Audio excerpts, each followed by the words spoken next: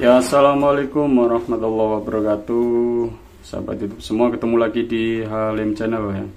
Kali ini kita akan bahas kembali mengenai OLP, overload protector untuk pompa submersible. Ini terkait video yang sebelumnya, jadi banyak sekali yang mengalami permasalahan OLP ini jeglek sendiri ketika pompa itu dinyalakan.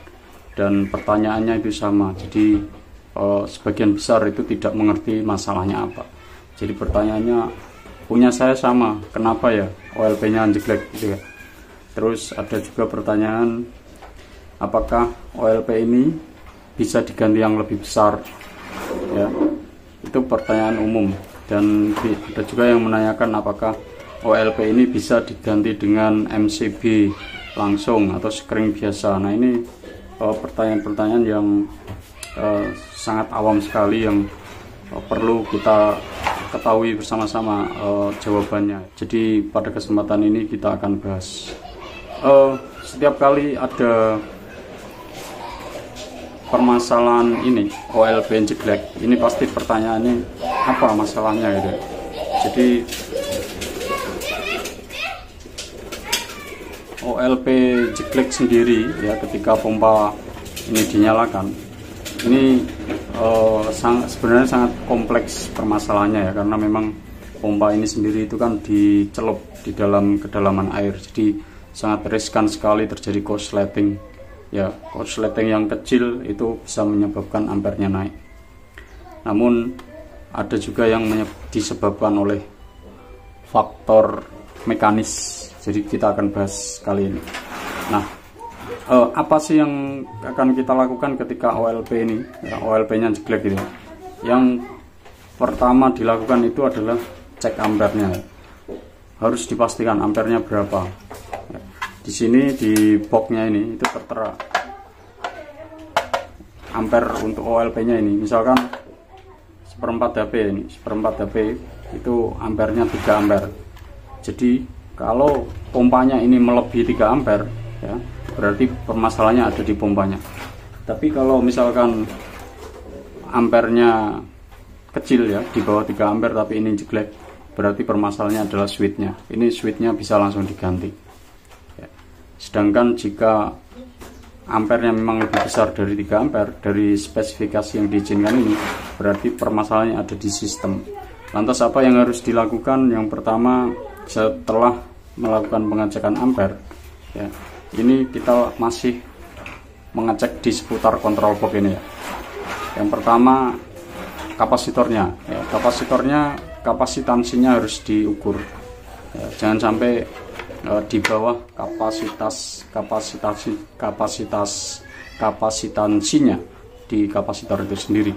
Contohnya di sini kok 13 mikro ya, misalkan ya, nilainya harus 13 mikro, jangan sampai kurang. Kalau kurang akan menyebabkan putarannya berat dan ampernya akan naik. Berikutnya setelah pengecekan kapasitor ya, ini kita lakukan pengecekan isolasi dari motor terhadap grounding ya. Jadi di sini ada grounding ya. Groundingnya ini kita cek apakah ada bocor arus ya, tentunya dengan multimeter ya, apakah isolasinya itu bocor atau tidak, karena dengan isolasi bocor itu berpotensi ampernya akan naik ya. Jika ya semuanya oke ya, di sini semuanya oke, misalkan ini oke ya, kapasitornya tidak masalah, isolasinya tidak masalah, ampernya tidak masalah, tapi kok jeglek ya, mau tidak mau pompanya harus diangkat dan dipastikan ya. Yang pertama ini ada dua ya, bagian motornya ya ini, dan ini bagian pompanya.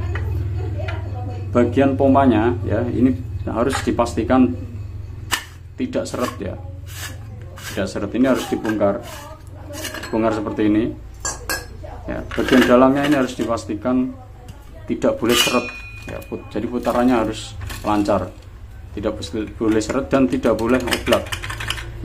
Kalau oblak ya, di sini basingnya atau dudukannya atau bearingnya ya, ini harus diganti karena itu juga akan mengakibatkan putarannya sangat kuat sekali untuk power pompanya, power motornya. Nah, jika ini tidak ada masalah ya, artinya putarannya oke dan tidak oblak dan sebagainya, berarti motornya ya, motornya ini juga harus dicek ya, isolasinya ya, kebocoran arusnya dan sebagainya, ini harus dicek resistansinya ya. Pasti dari urutan itu pasti akan kita ketemukan abnormalitasnya apa. Nah, baru bisa kita ambil tindakan perbaikannya ya. Tanpa melakukan pengecekan secara berurut seperti itu ya, kita tidak bisa tahu masalahnya apa dan cara mengatasinya. Jadi ketika OLP ini jelek, memang harus dicek, dilakukan pemeriksaan secara seri ya, secara seri berurutan gitu, satu persatu. Tidak bisa langsung diputuskan, oh ini bagian ininya, ini bagian ininya, nggak bisa ya, memang harus satu persatu. Karena sebagaimana yang kita ketahui, pompa ini posisinya direndam, dicelup, jadi akses untuk kontak dengan pompa itu kan sangat kecil, harus dibongkar dan sebagainya. Nah itu ya yang jawabannya yang sering ditanyakan, ini masalahnya apa gitu ya. Kalau pertanyaannya masalahnya apa ya, memang harus dicek satu persatu sehingga tahu, karena memang kompleks secara berurutan, tidak bisa langsung dijawab, ditemukan, itu tidak bisa.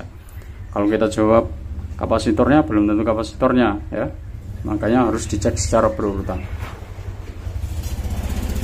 Jadi cara simpelnya seperti itu, bagian kontrol boxnya, bagian mekanisnya, bagian isolasinya harus kita cek semua ketika menemui OLP ini jelek ya.